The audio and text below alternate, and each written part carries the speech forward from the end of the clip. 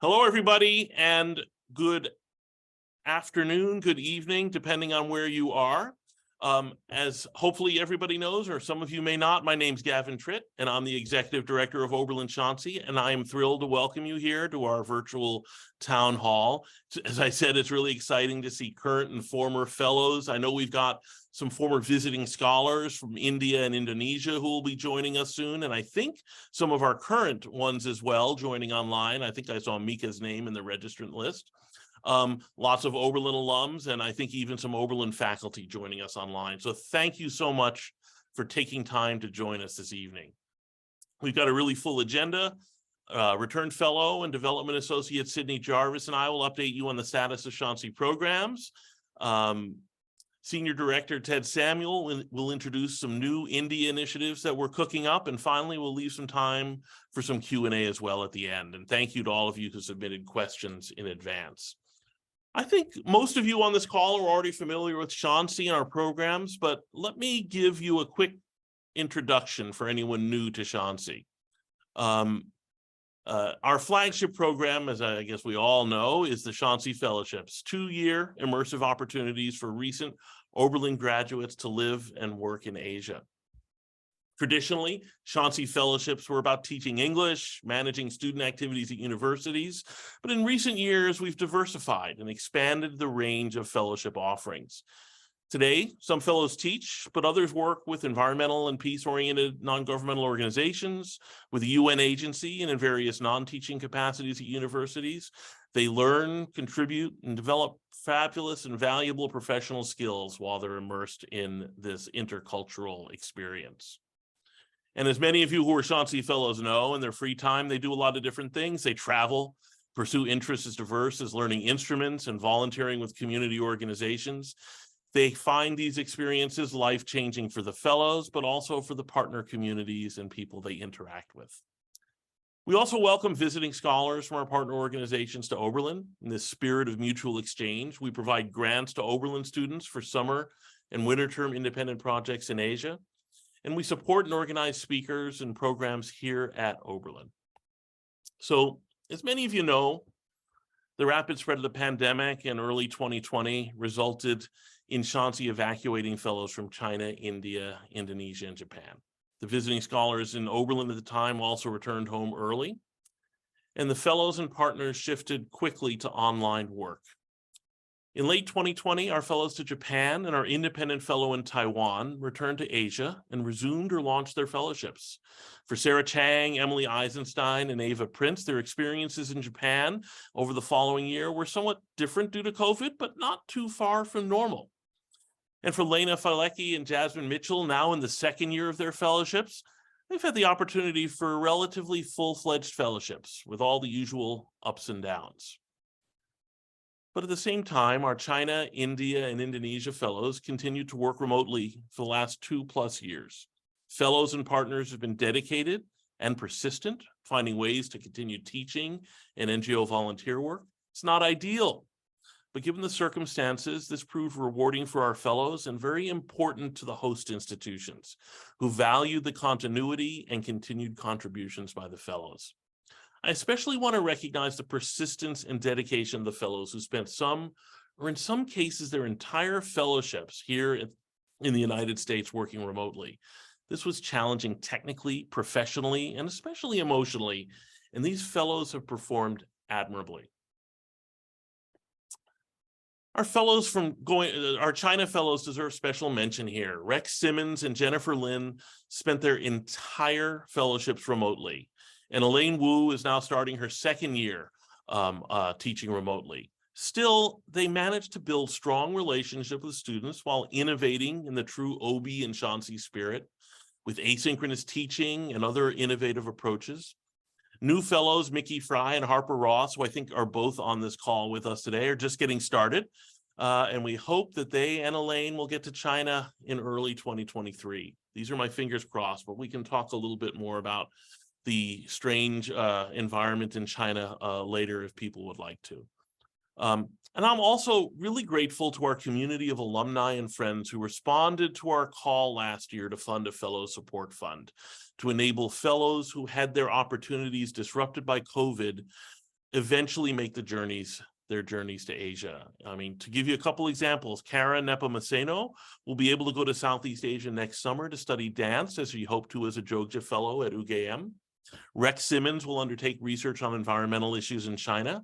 And as you hear below, Madeline Gefke will be able to extend her fellowship to Keystone Foundation in India. So the big news since April is that the fellows are now back in India and Indonesia, and our new independent fellow, Isaac Heller, has arrived in the Philippines. In April and May, our Indonesia and India fellows received visas and shipped out to Aceh and Yogyakarta and to Kotagiri in South India. You can see how excited the fellows were, some of these pictures, the incredible warm welcomes they received. You can see our two Keystone Foundation fellows, Madeline and Reet, in the right side picture. In the bottom picture, Lucy Ostheimer in Aceh, and at the top, Lena, actually, in Japan. And in both countries, the fellows have hit the ground running, and after a few months, they seem to have packed in a year's worth of Shansi-style engagement. In Jogja, Samantha Perez quickly made the transition to in-person teaching, started to deploy the language skills she'd acquired and practiced through online instruction. She finally got to taste the local food she'd only read about and talked about in her Pecha Kucha presentation at Shansi's orientation. And somehow, and Ted, I don't know how this happened, she's become a featured player in a series of popular YouTube videos that some acquaintances have been making. So all those adventures that we like to do online. Meanwhile, in Aceh, Lucy Ostheimer jumped right into the local life, having a kopi sangar with friends and colleagues at one of Banda Aceh's many coffee shops. That's what you're seeing down there in that picture. And her last quarterly report had an impressive underwater shot from a snorkeling expedition in Sabang. I guess no moss grows under the feet of our Shansi fellows when they get to the field. I don't think anyone was more excited than Madeline Gefke, though, on her arrival at Keystone Foundation in Kotagiri, which is in the Nilgiri Mountains of South India. Keystone is Shansi's newest partner, and Madeline was to be our first fellow there when she was selected in December 2019. Well, COVID intervened, but Maddie persevered. She and her amazing supervisor at Keystone, Anita, figured out a remote work plan. And for the next 19 months, Madeline and the Keystone Biodiversity team collaborated with two oceans and quite a few miles between them. And then when her Keystone Fellowship was almost over, out of the blue, Maddie received her visa in April of this year and immediately headed for India. And as I mentioned, with the help of the Fellow Support Fund, Shansi and Keystone were able to extend her fellowship to March 2023. But let me leave it to Maddie and the Keystone team to tell you about this directly in this video that Ted Samuel filmed on his visit to India in April, and that Leah Wood, a former fellow, a lot of you may know, helped us produce. So let me shift over and get this video started. I've now been in country for, I guess, 2.5 days. This would be my third. I've been working for Keystone for almost 19 months, I guess, and I've been doing remote work during that time, consisting of editing a book on sustainable use of natural resources, data management for tree phenology, and a bunch of literature reviews on Forest Rights Act implementation and biodiversity in different states within India. First breakfast here, we have sambar, which is like lentils, coconut chutney, dosa, and vada.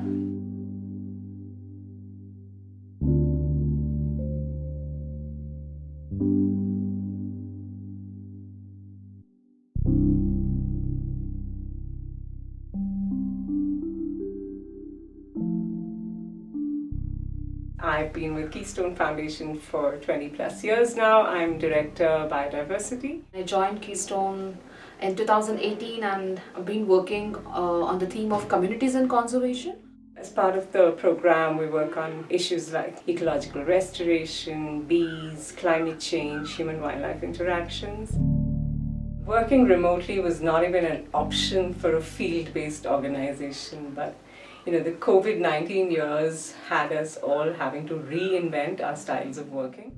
We do get a lot of details and information from the field, and she helped me a lot on this database management. It was a fantastic experience because of the kind of person that she was, very responsive, very sensitive, able to pick up what the needs of the program what was the need of the internship. I think that I would give a lot of credit to her as a person for having understood that even remotely. First auto ride To Keystone! How do you feel finally getting to go to camp? To finally be at Keystone, it feels very unreal. Just a lot to take in and something that I've been dreaming about for so long that it's kind of unbelievable that it's finally happening. Welcome! Thank you! I've worked with her for 2 years virtually, and now I get to see her finally.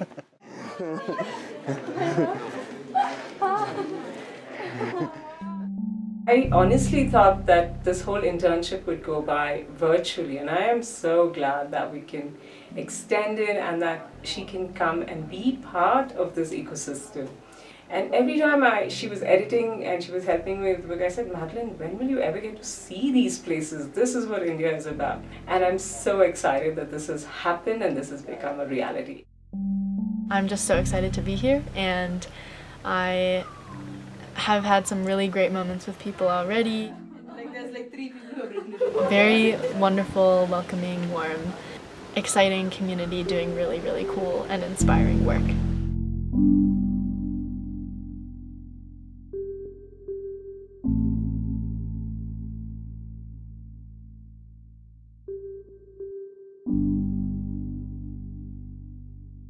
Perspectives was great. I loved the dosa, and then Ted suggested that I mix the sambar and the coconut chutney, which is a great take. So it was yummy. Well, I hope you enjoyed that. I think Ted did a wonderful job capturing Maddie's first couple days on the ground.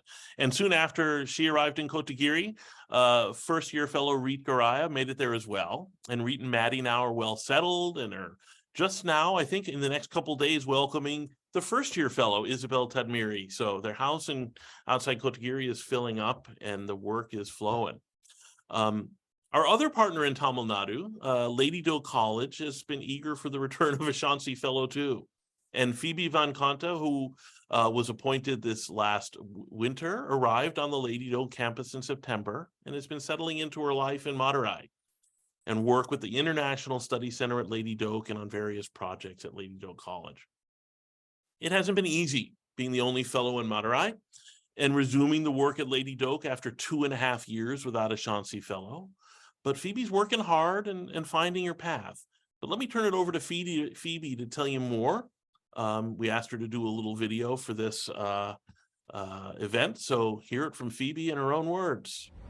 Hi everyone, my name's Phoebe.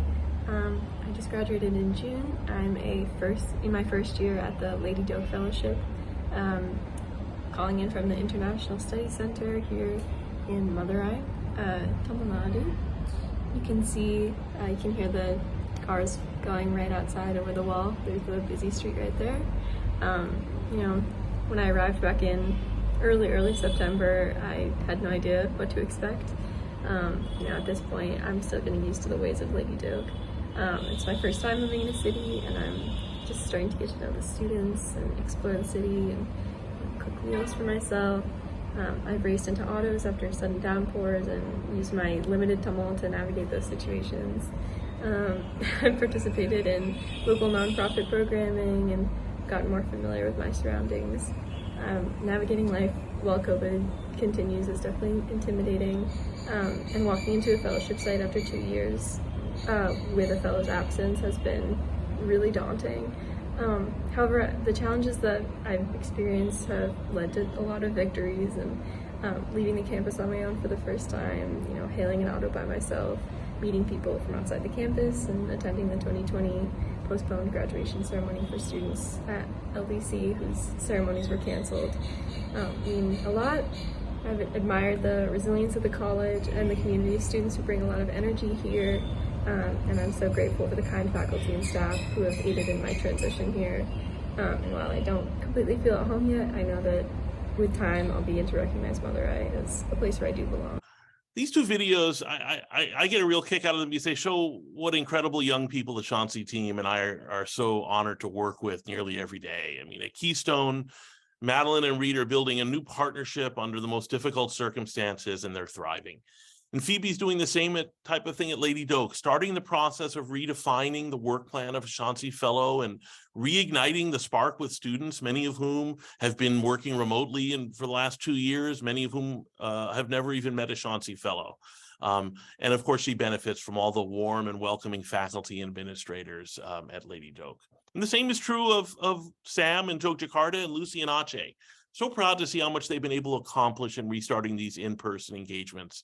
And that makes things so much easier for the new fellows, Colby and Jack, who are about to arrive in Indonesia in the coming weeks. So if you enjoyed these videos, stories, and pictures, let me make a pitch for the Shansi Instagram and YouTube page. Each fellow takes over the Instagram for a few weeks a year, and the stories, pictures, and notes they leave give you a wonderful first-person account of their experiences. You can see here some of the posts that Samantha Perez did in Jogjakarta soon after arriving there. The new JF Oberlin University fellow Leo Ross is posting this week. I think Phoebe's taking over next week, and then you'll have a chance to hear from new Hiroshima fellow Ben Etchikson pretty soon. Ben just hit the ground in Hiroshima recently. And if you go to our YouTube channel, you can find the virtual Shansi breakfast video, some wonderful video recollections from India alumni and partners, and lots more. So before I turn this over to Sydney, and I've droned on certainly far too long, let me say something about the Shansi community and especially the fellowship alumni. I am so grateful to all of you who provide your energy, wisdom, and time to Shansi as volunteers. And we want to start systematizing and recognizing that. This includes our board members, some of whom are on with us this evening, and our advisory committee members who read fellowship applications and provide incredibly useful and detailed evaluations that guide our decision-making when selecting fellows, and the engaged alumni who join panels and often participate in mentoring events with current fellows and recent alumni. And of course, the dedicated Oberlin faculty and administrators who partner with and support Shansi in so many ways. In addition to making sure we recognize these contributions to the Shansi cause, we also want to expand opportunities for alumni to engage. If you're interested, check out the Engage section of our website to learn more, and even fill out a volunteer interest form if you're interested. And please look out for an invite to an online alumni mixer we've planned for November 2nd. You'll have a chance to chat together about your Shansi experiences and perhaps share some wisdom and career mentoring guidance with our eager current fellows and recent alumni.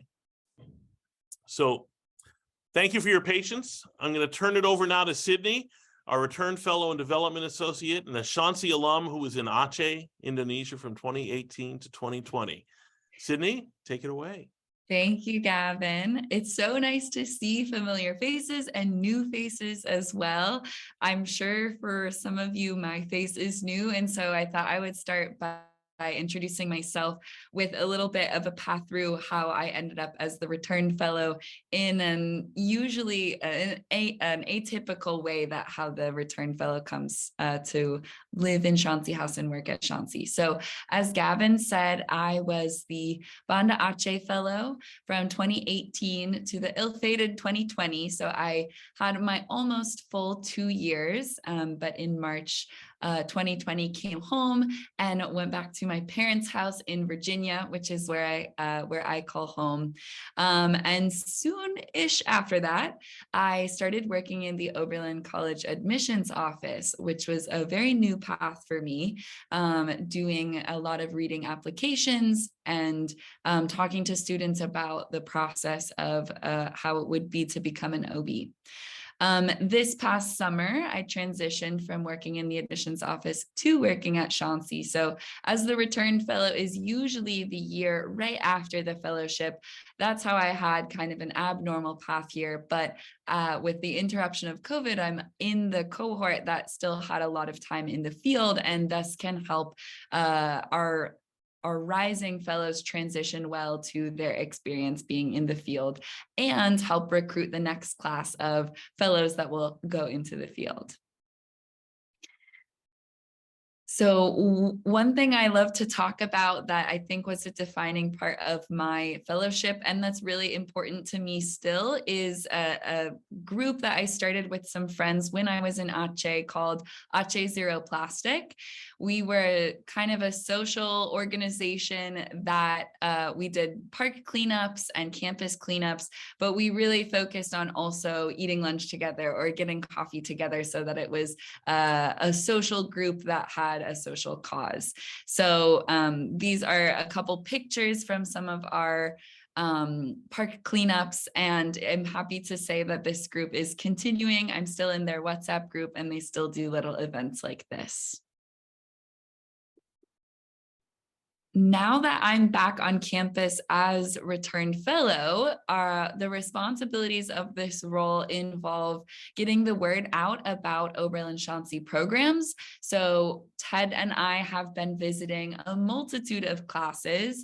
All majors are eligible to apply for Shansi. So we go from everywhere to the dance classes, to the econ classes, to the English classes. Today, I went to 3 different psych classes.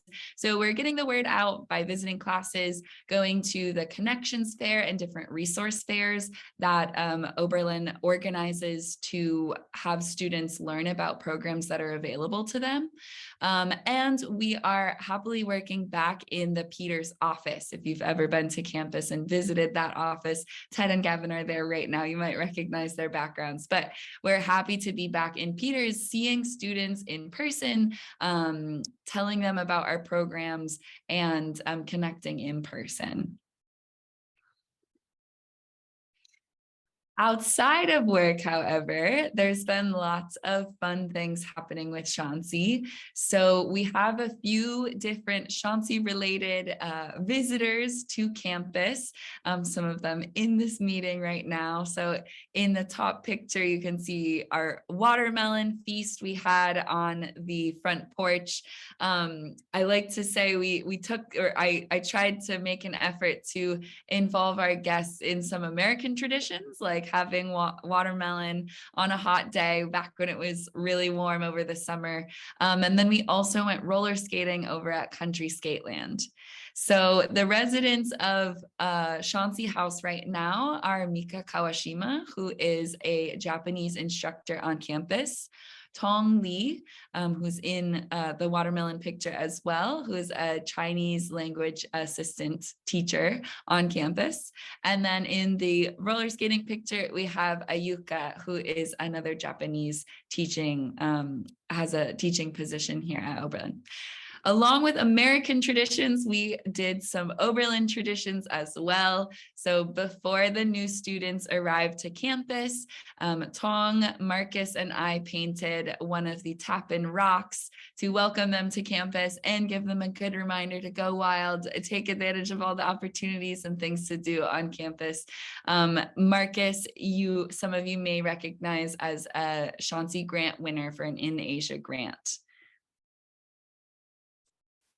So we've been busy at the house. I love to think of the things we've been doing in the context of Shansi. There are casual things that we do that embody the mutual exchange that we always talk about, but the way that that actually shows up in real life.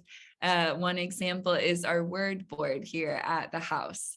So we have many languages represented. Another person in the house is Harper Ross, who is our current fellow to Taegu, China, but is not on site yet. So as Tong is teaching students on campus Chinese, Harper is also learning. And every week we try to have a word that maybe the pronunciation is different or hard to remember, like chef, or a very relevant word like tiring.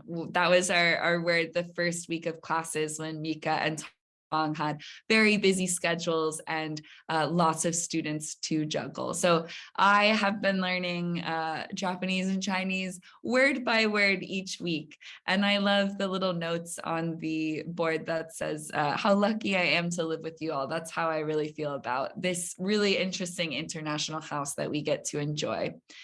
The last picture on this slide is of some vegetables. Over the summer, we were going to the Oberlin Farmers Market over by the public library, and we met Dr. Ebihara, who has been generous, very generous with his vegetables and homemade kimchi. So I love that even from before classes started, we were making connections in town and meeting people and really embodying that mutual exchange, that give and take, the learning and immersion that comes with all the things that we do programs for, but it kind of comes naturally to the day-to-day things that Shansi does. So that's my little update. I'm going to pass it along to Ted, and he will talk about a variety of different things. Thank you so much, Sydney. For those of you who do not know me, my name is Ted Samuel, and I'm the Senior Director of Oberlin Shansi. And while we're on the topic of on-campus programs and happenings, I'm excited to introduce many of you to our newest initiative, and that is the AAPI Experience Grant. And this opportunity provides funding for creative and academic projects by Oberlin students that explore the histories, activisms, and arts of Asian, Asian American, and Pacific Islander communities in North America. We also encourage projects that highlight historic and contemporary solidarities between AAPI communities and Black, Latinx, LGBTQ+, and Indigenous communities locally. This grant is somewhat unique from the rest of Shansi's programs, given our history of fostering person-to-person exchanges with communities in Asia. However, as we witnessed an alarming rise of systematic violence and harassment that targeted Asian and Pacific Islander communities in the US during the COVID-19 pandemic, we recognize that our mission of building bridges and joining worlds does not always require overseas travel. We considered programmatic interventions that would be meaningful in our home community as well. An exciting aspect of the AAPI Experience Grant is how much it reflects our collaboration with Oberlin campus departments and student organizations. While Shansi spearheaded this opportunity, we worked closely with Comparative American Studies, the Multicultural Resource Commons, and 2 Asian diaspora student organizations who help us advertise the grant and evaluate applications. This past year, we have funded 4 projects, including musical compositions, comic strips, spoken word poetry, and a journalistic article, all of which highlight the voices and explore the nuances of Asian and Pacific Islander diaspora experiences here in the United States. You can learn more about each of these projects on our website. We're really excited to continue with this new grant program, which is quickly emerging as a popular resource among Oberlin students. We believe that it further instantiates Shansi as an agent of mutual understanding and positive change. In addition to the AAPI Experience Grant, Shansi is continuing to envision new programs and modes of engagement. Much of our thinking has actually been framed by our celebration of 70 years of programming in India. Over the past year, I've been honored to work with the volunteer committee of our India alumni to spearhead this celebration of Shansi's work and legacy in Tamil Nadu. To provide some background, in the fall of 1951, Joseph Elder, Joanne Finley Elder, and Richard Dudley traveled to South India via ship to serve as Oberlin Shansi's first fellows to Madurai. What started as an experiment in India, the first country other than China to host Shansi Fellows, became a watershed moment in academic and professional exchanges between the United States and South Asia. Former Shansi Fellows have produced important works of linguistics and ethnography that have helped shape contemporary South Indian studies. They have also become leaders in medicine, in public health, in education policy, and language pedagogy, and really so much more. And through our Visiting Scholars program, we've had academics from Madurai who have produced substantial research and have shaped curricula, academic programs, and even entire departments at their home colleges and universities. Since last fall, we've been hosting online events that celebrate Shansi's academic and professional legacies, while showcasing the contemporary work of our alumni and friends in Tamil Nadu and in the US. The panels have explored the future of Tamil studies in North America and have highlighted the intersections of Indian arts and activism. We've also generated several videos that highlight the deep, meaningful, interpersonal connections that visiting scholars and fellowship alumni have formed as a result of their exchanges through Shansi. You are invited to check out the media that we've generated as part of the celebration on our website. Our India 70 celebration has not solely been about reflection. In fact, we have been very intentional about using this milestone to pave new paths for future engagement about Tamil Nadu. Through discussions with our partners and alumni, we've crafted 2 new initiatives which will help us reinvest in the communities with which we've worked and deepen our collaboration and impact with partners. First, we are hoping to expand opportunities for professionals and artists in South Asia to travel to Oberlin for cultural engagement and professional enrichment. For decades, our Visiting Scholars program has been core to our mission and has anchored our commitment to multi-directional exchange opportunities. While we intend for the Visiting Scholars program to be a mainstay of our work, we have also been recently considering how we can expand our definition of expertise. We want to explore visitor exchange opportunities for the people and communities affiliated with our new dynamic partners in the nonprofit sector. In 2024, we hope to launch our Visiting Artists and Practitioners program, which will invite performers, activists, and environmentalists from historically marginalized communities to Oberlin for workshops, seminars, and possible collaborations with folks at the college and surrounding communities in Northern Ohio. The programs would last anywhere from 3 to 6 weeks, depending on the needs and availability of participants and partners. For the launch, we hope to work with our partners at Keystone Foundation to invite Indigenous Adivasi artists to Oberlin. Future iterations of the program could possibly see us inviting Parai drummers from Dalit communities, and we are also considering possibilities for engaging transgender performers and activists from South India. This program has the potential to disrupt Eurocentric modes of thinking about art, agriculture, and social change. By engaging in dialogues with genuine experts whose experience and ways of knowing have been historically overlooked, we hope to promote new venues for meaningful collaboration. As we continue to design the Visiting Artists and Practitioners program, we are also exploring ways to engage and partner with communities and institutions here in Lorain County, in Northern Ohio, and more broadly in other parts of the US. This includes possibilities of collaborating with Tamil diaspora communities, including the Federation of Tamil Sangams in North America, and local schools and community-based organizations.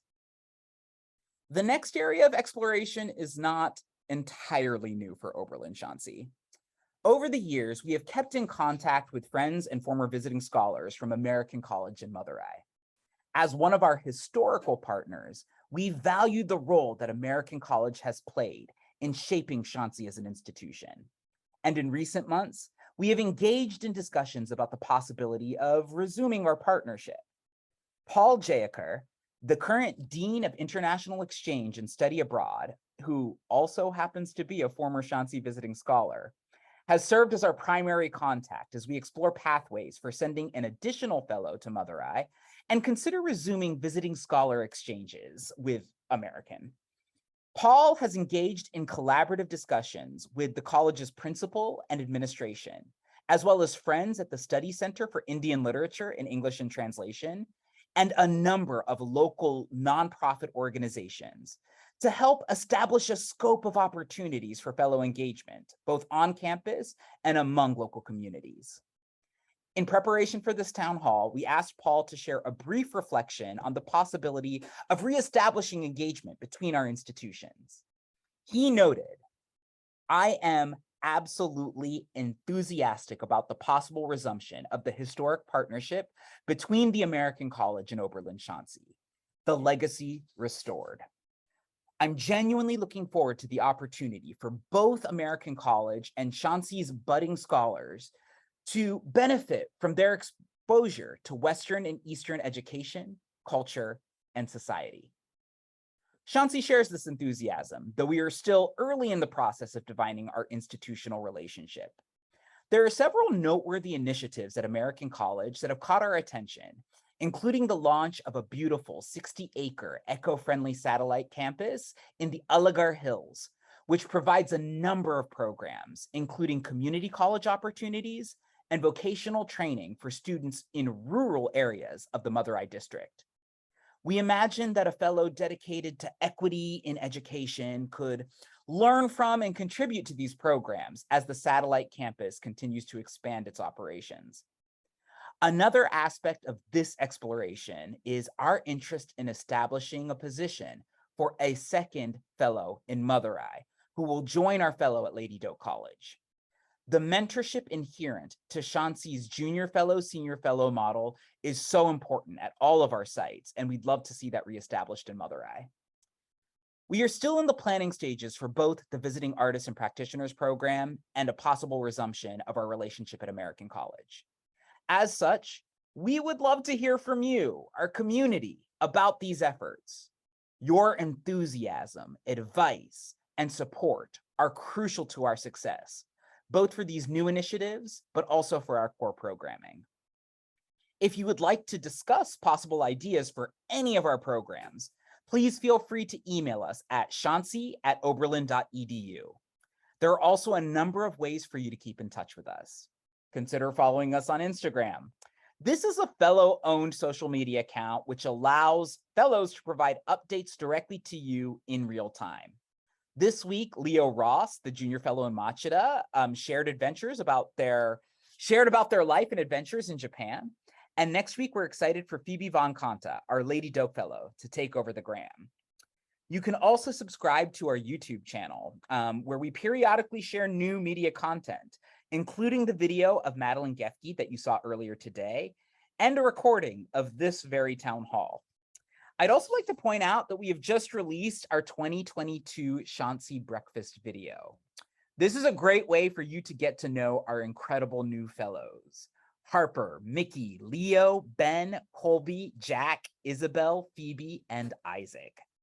They also completed a fellowship rite of passage by creating an adorable skit for the Shansi community. Finally, if you would like to contribute to Shansi's program, please visit shansi.org/donate. We appreciate your investment in us as we invest in future generations of scholars and leaders. And if you would like to consider ways to amplify your impact and craft your own corner in Shansi's legacy through long-term pledges and planned gifts, we are happy to chat with you individually and to share relevant resources. But now it's time for the moment that you've been waiting for.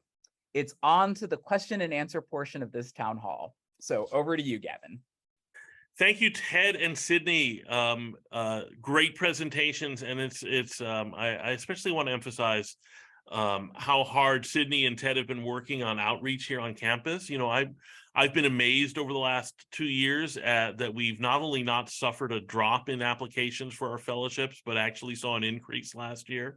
We've had a really competitive pool, and for those of our new fellows who are online here, I'm not just saying that to stroke your egos.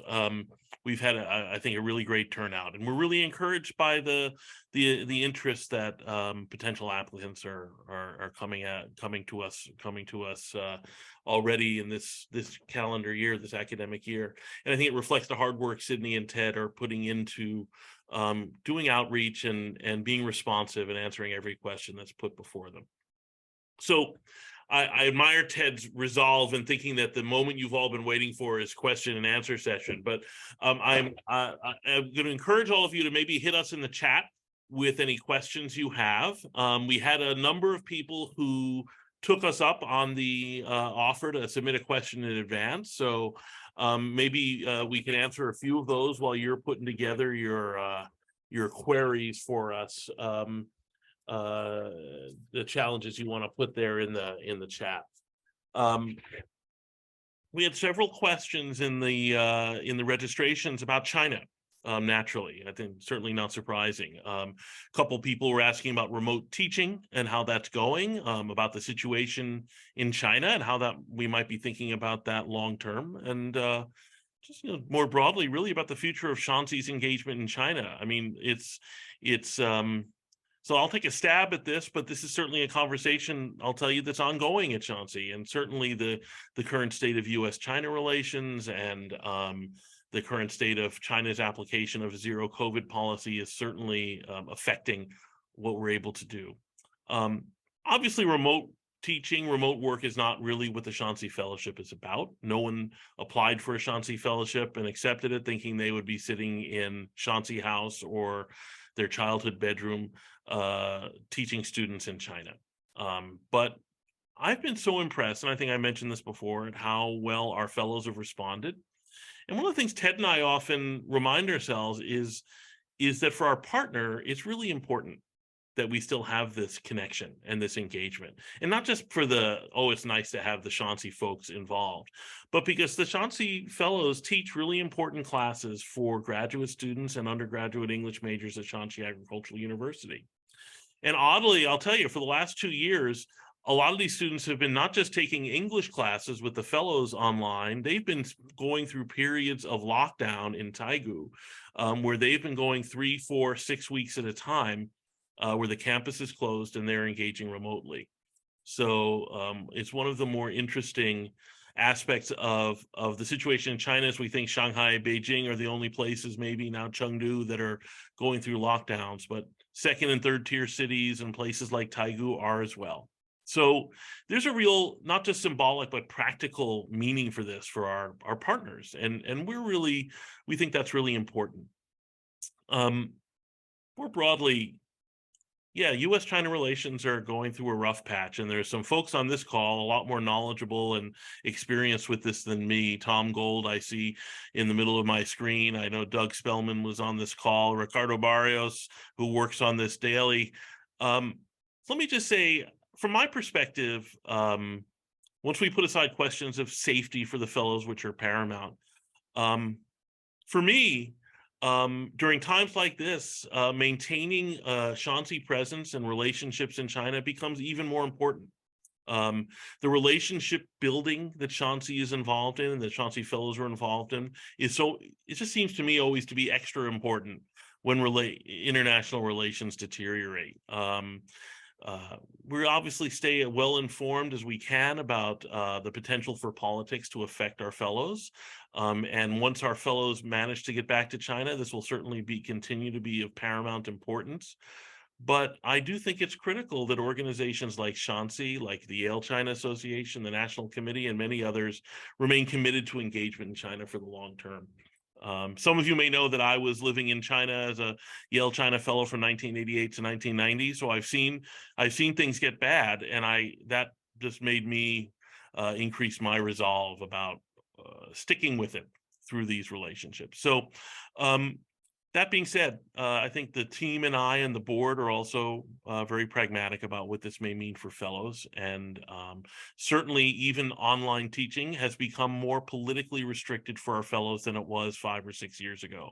The list, as Carl remembers his list of prohibited topics that the fellows are not supposed to teach on, and they get those even for online teaching. But that being said, I think our fellows still play a crucial role there. They're valued. And hopefully for Harper and Mickey and Elaine, they'll get a chance to experience Taegu and in person sometime soon. We also had a couple questions about India programs, and obviously they anticipated Ted's presentation, but Ted, maybe could you expand a little bit in response to some of those questions that we had online about the India programs? Yeah, absolutely. We did have some questions about our other partnerships. People wanted to know if we're still partnered with Lady Doak College. I'm happy to say that we absolutely are. We value that relationship, and that is one that we see extending for the long term. We also had some questions about our engagement in North India. And I will say that we have really been intentional about investing in South India since the past 3 years, specifically because that is where our historical connections are. And there are fewer opportunities often for American scholars, students, and professionals to engage in South India versus the North. But with that said, there are still opportunities for students and for fellows to work in North India. We still maintain connections with our North India partners, and there are opportunities through the Independent Fellowship Program and through our In Asia Grants Program for folks to go throughout India, not just in the South. Thanks, Ted. Okay, we had another question. I'll pull my notes up. It came in advance from a former experimental fellow, and I think we may have a couple of experimental reps on this call. For those of you who are new to this, and Sydney, it was new for Sydney too, I think. The experimental fellowships were from the early 70s to the mid 80s, and allowed fellows to design their own fellowship. And that ended in 1986, but in 2018, expired partly by the experimental fellowships, but also by the Watson fellowships that some of you may know about, and especially the entrepreneurial spirit of Oberlin students that we were meeting. We created what we're calling the Independent Fellowship, and maybe I'll let Sydney jump in here and tell you a little bit more about the Independent Fellowship and what it's up to these days. Yeah, for sure. So in the short history of the Independent Fellowship, we've had 3 independent fellows go to the field. So the first one was in my cohort, actually. Laura Lee, class of 2018, was our inaugural independent fellow. She worked in Japan with an educational curriculum designing organization, doing a lot of media work and everything. So that I think was really wonderful for her because she wasn't at a teaching site, but she got to design her own and still be involved in education and use her cinema studies major in a meaningful way. Since Laura, we've had Sheng, who was in Taiwan working at a progressive media organization, doing different journalistic projects and things like that. And then this year we have Isaac Heller, who is our independent fellow going to Manila. I believe he's there now. So Isaac this year is our independent fellow working at a progressive think tank in Manila, where he has family. The think tank is called Focus on the Global South. So this is another interesting way that, the independent fellowship gives the opportunity for students that might not be interested in teaching or the specific NGO projects that we offer to explore something just as interesting. Thanks, Sydney. I've been sort of scrolling through now that I'm in gallery mode, scrolling through and looking at the names in our participants list. And I'm really happy to see some of our Indonesia and India visiting scholars like Paul, who Ted quoted and mentioned in his presentation. Paul Jackar is online, and for our Aceh alumni like Sydney and Indonesia alums like Betsy, you'll see a number of our Aceh visiting scholars have joined the discussion as well. So it's really nice to see all of you. And it's a great, as all of us have been emphasizing, it's a great reminder of how much we value this mutuality of exchange. There was a question in the chat. Are your fellowships open to Oberlin students only or students from other U.S. colleges? And I'm going to expand, I'm going to add on my own little extra question about that and about international students. So the answer to that question is no, only Oberlin students, I'm afraid. And that's part of embedded in this amazing history that Shansi and Oberlin have growing together. But I would like to mention, because this reminds me of something Ted and I talk about a lot when we're talking about the importance of diversity and equity and inclusion in the Shansi program environment. And one dimension of that is, how do we work with international students at Oberlin? And, there are obviously limitations for some of our traditional fellowships for international students who may not be native English speakers. The traditional teaching fellowships are not necessarily accessible for them. But all of these NGO fellowships and the independent fellowship really are. And I'm really excited and pleased that over the last 4 or 5 years, we've had a number of international students become Shansi Fellows. We've had, as Sydney mentioned, the first independent fellow was Laura Lee, who was a Chinese international student who ended up doing an independent fellowship in Tokyo. Our Hiroshima fellow, 2 fellows ago, Jenny Luan, who was our return fellow last year, was an international student from China as well.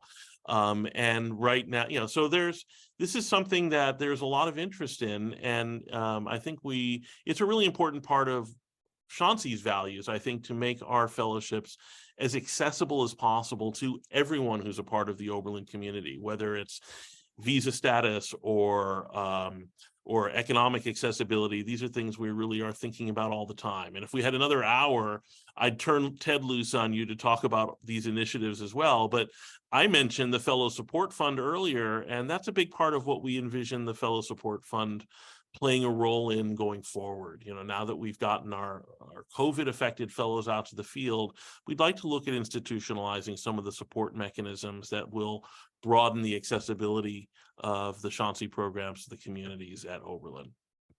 I appreciate all the praise and the excitement about the American College and Lady Doak College partnerships.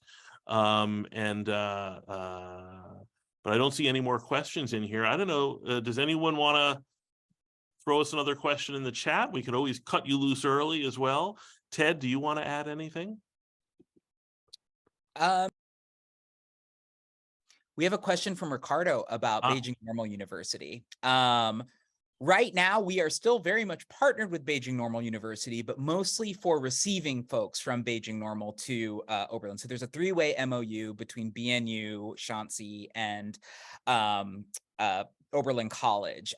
We are not sending anyone to BNU just because it's a different visa scheme that we would use in order to send folks there. And during the pandemic, it just hasn't been possible to do remote teaching. So that's something that we're just going to have to revisit when the time comes. But we are still very much on BNU's radar, and they are still very much on ours. So we had a BNU is Beijing Normal University. So there's been a partnership at BNU from about 2009, and we had a fellow there when COVID struck, and Mackenzie Liu came back early. And while Taigu and our partners in Shansi Agricultural University were quite interested in remote teaching, there wasn't that kind of interest with BNU. So I think we're just going to have to see, Ricardo, once the dust settles on the current situation, sometime hopefully in the next century. I hope that was sarcasm. Someone just jumped in with what happened to the program in South Korea. Actually, well, Carl Jacobson is here. Carl could probably talk to you more about that than I could, but the last Shansi Fellows, I think, were there in the late 1970s, and the departure was a result of regulatory and visa status changes, I think, in South Korea at the time that made it not practical for people with only bachelor's degrees to teach. Carl, is that fair to say? Oh, I've got to unmute myself. I unmuted you. My Yeah. powerful. No, absolutely. We got into a situation where the Brits kind of took over the program from us, and they felt that the British accent was far more compelling than American one. So we eventually felt that it was impossible to carry on, and we left on good terms. And I certainly enjoyed our experiences there. It was wonderful, but unfortunately it had to end. As these things go. Thanks, Carl. Okay, we got another question from Tom about, is there a limit on the places we could send experimental independent reps? This is the first round of independent fellowships we limited to our countries, because our 4 core countries, we were a little worried about visas and things like that. And after that first application cycle, when Laura was selected, we opened it up. So right now, pretty much any country in Asia that's not on a State Department watch list. So we won't receive applications for North Korea, Burma, or Afghanistan in normal times, but pretty much anywhere else. And I'm really excited to have someone in the Philippines. You know, Shansi had a number of experimental reps go to the Philippines and do really interesting work. And we've had in recent years a number of in-Asia grants there. But it's really nice to forge some new connections. For those of you who follow the Philippines, the think tank that Isaac is joining is run by Walden Bello, who's a prominent left politician and analyst and academic. So he'll be getting, his organization gets a lot of attention, especially in the current political environment there. Paul asked if we're going to be having any celebrations of the Madurai. Yeah, I think maybe we'll, at 75 years, everything will have been settled enough with COVID that we can do something like that. Paul, that's a great suggestion, and we'll look forward to seeing you here at the time. Evan Dawley has noted that between Tom Gold and I think Bill and Elena Spidel are on this call, and a few other, I think Heather Banks is still here, and maybe and Lenny Hirschberger is here. We've got quite a few of our Taiwan Fellowship alumni on the line. And I know that you're all always wondering, hey, whither Taiwan in this whole Shansi scheme? Well, you may have picked up on the fact that Shang Kao was an independent fellow in Taiwan for 2 years. And it turned out to be fortuitous, considering that COVID made so many other things impossible. But Taiwan, at least from 2020 to early 2022, was handling things really well, maybe a little bit less so now. And it was really nice. And she actually made a visit down to Donghai, and she sent some pictures. If you go over to the scroll back in the Shansi Instagram, I think Ted, right, it was on her Instagram post, one of her Instagram posts. There's some pictures from the Donghai campus. And we occasionally receive researchers from Donghai and from Taiwan looking into these issues. I don't think it's practical right now for us to consider a formal resumption, but we have had a number of in-Asia grantees over the last few years also go. I think at least 3 or 4 in the last last 5 years, the years leading up to COVID. So there are possibilities. And the college now has a relationship with National Central University, and there may be some language exchanges. So, the winds of, I think things are shifting a little bit, and there will be chances. And we actually also welcomed the current ambassador. All right, Evan, maybe I shouldn't say ambassador. I'll say it to this in-house crowd. The current Taiwan rep to the United States, Xiaobi Kim, who is also, by coincidence, an Oberlin alum. And I think from your class, right, Evan? And so she was here on campus last April, and we had a nice visit with her, and she met with the president and dean and gave a talk to students. So there are a lot of connections still. And I think for me and for our community, we really value those relationships and that history. And I think that's really important. But the formal relationship with Donghai was ended in, I think, 1978. So there's still an Oberlin Shansi hall there. Carl, I still receive reports from the United Board on our endowment fund there and the $800 or so that are put to maintenance every year. So the connection is still there, and the historical memory is still there to some extent.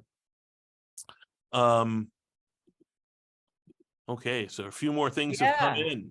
I saw John Elder had written about Joanne Elder, and I think that this is an appropriate moment to just recognize her life and her impact on Oberlin Shansi as an institution, not only as one of our 3 first fellows to India, but also being a woman in South India at the time.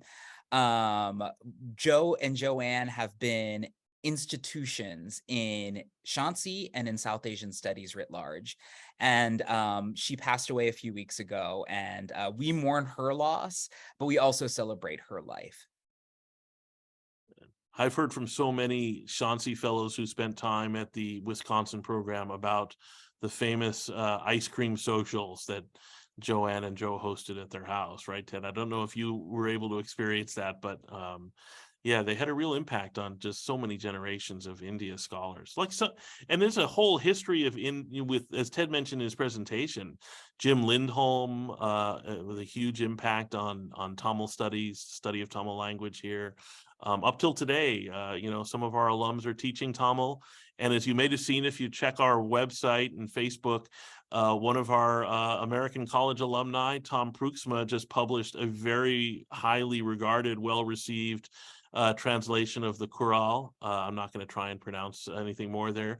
I mean, I was stunned by the praise he received in the New York Review of Books. So that Shansi legacy in South India and in Tamil studies, as Ted said, has just been really important and continues.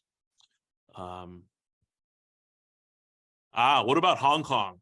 I don't know, Tom. You tell us. I mean, I think it's a sad situation. Shansi hasn't in many years had any relationship there. We have a little bit of partnership. We had a little bit of partnership with the college folks in the Bonner Center on service learning, and certainly engagement on service learning with Lingnan University. But we haven't really done much there, certainly since I've been with Shansi. And, I think that depending on where things go, there might be opportunities for in-Asia grantees to go to Hong Kong in the future.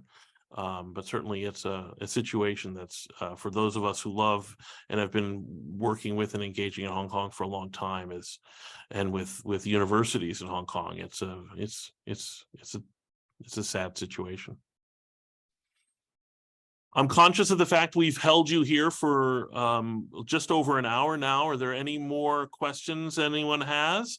I feel guilty for having monopolized the China conversation as I look around and see not just, Carl and Ricardo and Doug Spellman and Tom Gold on the call, but hopefully all of you can join in our alumni mixer that I mentioned before, and maybe we'll have to have a special room just for China and Hong Kong discussions. So thank you all very much for joining us. We'll see you around, and hopefully in the coming months, we'll be able to have a chance to get some of these meetings going in person too. So thank you all so much for joining us.